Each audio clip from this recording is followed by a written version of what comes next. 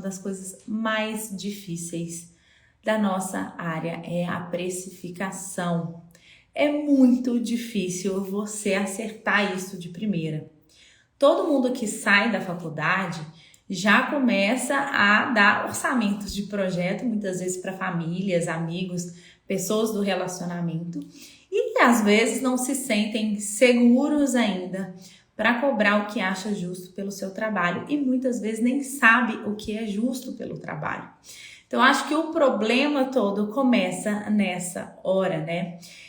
A gente não tem uma base de formação que a gente consiga ter essas noções antes de entrar no mercado de trabalho. Isso é uma coisa que eu acho muito ruim da nossa área, as pessoas serem empurradas para o mercado de trabalho e não terem tido uma base tão forte na área de gestão, né? Então, eu sei que todos concordam, ninguém aqui tem muita experiência, a gente não tem muitas matérias administrativas, a gente realmente não tem essa base, né?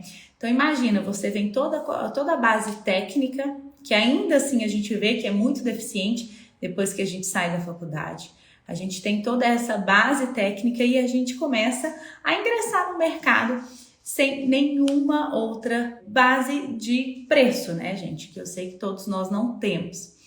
E aí começa o primeiro problema, que eu acho que a gente sai muito inseguro com relação à precificação quando a gente sai da faculdade. E por você achar que você tem pouca experiência, você acaba mergulhando no preço para você aprender fazendo projetos, né? Então, eu recebo questionamentos desse diariamente. Todas as meninas da mentoria que fizeram comentaram a mesma coisa. Vivi, o que aconteceu? Eu me formei, comecei a cobrar muito barato. Peguei muitos projetos, então cobrou muito barato por medo, né? E por insegurança, por não saber como precificar. E aí, o que acontece? Você pega muitos projetos porque o preço está muito barato, né, gente? Você consegue fazer essa captação e você antes tinha medo de não ter o cliente, agora você tem um cliente. Depois que você tem um cliente, você tem um problema, porque você cobrou muito barato, aquilo não paga os seus custos e você tem um trabalho gigantesco pela frente. Eu fico chocada hoje, gente, isso é uma realidade que eu vivo diariamente. Toda vez que a gente vai fazer uma conferência de projeto, eu falo assim, gente, é muita coisa, é muito detalhe, é muita responsabilidade.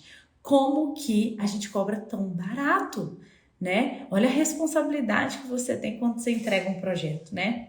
Então é uma preocupação muito grande que eu acho que no início da carreira as pessoas usam isso de aprendizado. Então, gente, primeiro, insegurança quando você se forma, falta de conhecimento sobre precificação, que ninguém tem, e também o medo de ficar sem clientes. Isso é muito recorrente, para mim é a base de todo o problema que vem pela frente.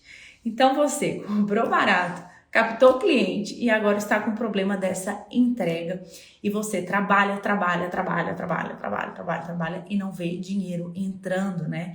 Eu conheço pessoas que cobraram já R$500 o projeto, conheço pessoas que cobraram um apartamento inteiro R$1.000 um projeto. É uma coisa que é um trabalho gigantesco e que realmente não tem sentido e não se paga. Então, isso é uma coisa muito recorrente da nossa área, como eu comentei, é uma coisa que a gente tem que mudar, né? Não é porque você é recém-formado ou que você tem pouco tempo de escritório ou saiu de algum escritório agora e acha que você tem que cobrar um pouquinho mais baratinho, porque você ainda não tem experiência, é o seu primeiro projeto. Não faça isso, gente, não faça isso. E agora eu vou te dar algumas sugestões para que você saia desse ciclo. Primeira coisa é, se você não começou a precificar ainda, você ainda está trabalhando no escritório de outras pessoas, primeira coisa é que você entenda sobre precificação. Infelizmente, gente, a nossa área ainda é muito fraca nesse assunto. Cada um fala uma coisa. A única coisa que a gente vê em todos os lugares é não cobra por metro quadrado. Mas e aí, vou cobrar como, né? Se não é para eu cobrar por metro quadrado, como que eu vou cobrar, né? Que é a maior pergunta de todas.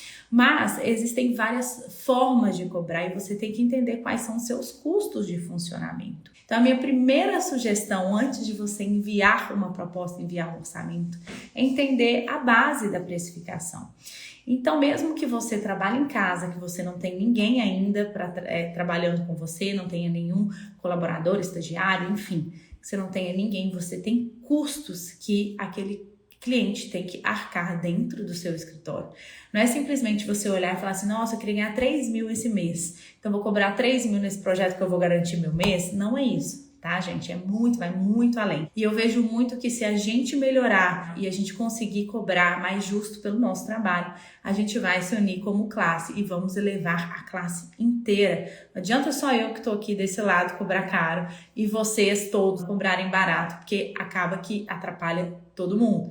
Então eu vejo cidades pequenas com grande problema. Vivi, como que eu vou cobrar mais caro? Aqui todo mundo, a pessoa mais famosa da cidade cobra R$30 o metro para fazer um arquitetônico, por exemplo. Enfim, gente, vamos elevar todos juntos para que a gente consiga todo mundo melhorar e saber precificar, tá?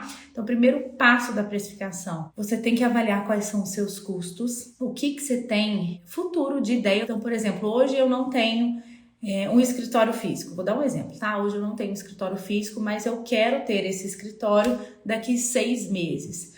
Quanto que você precisa de dinheiro para conseguir ter esse escritório daqui 6 meses e quanto seria o seu custo para você manter esse escritório para ver se encaixaria na sua renda. Então são coisas que você tem que avaliar desde o início, né?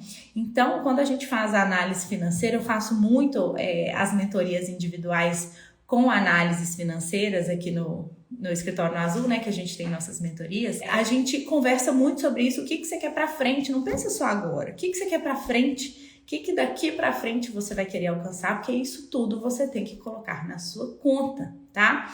Então você tem que colocar todos os seus custos. Muitas vezes você acha que você não vai precisar de um estagiário, mas pelo volume você precisa, então você tem que avaliar isso antes. Ou uma terceirização. Tem muita gente que terceiriza render, e render é uma coisa que terceirizado fica caro por imagem, então é uma coisa que tem que estar na conta. Então você tem que entender a base dessa precificação antes de sair dando o seu valor. Assim, eu falo, olha pro céu, né? Fala assim, nossa, quanto será que eu vou cobrar hoje? E aí cobra o valor, né, que achar que deve, ou cobra o que você acha que deve ganhar aquele mês, tá? Outra coisa, gente, o estar apertado de projetos ou estar sem projetos não pode fazer você mudar o seu preço.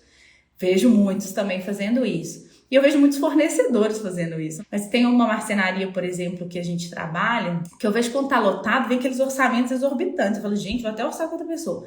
Porque eu acho que ele deve estar muito lotado. E quando o preço cai, eu falo, não, agora eles estão mais tranquilos para pegar projeto. Você não pode ser assim, gente. Seu projeto ele tem um custo. Ele custa algo, né? E não é porque você tem mais ou menos que você vai fugir daquilo ali. Você tem que seguir sempre o mesmo padrão, tá? Isso não só para você, mas para os clientes que estão te contratando. Eles têm que ter a referência do seu valor correto.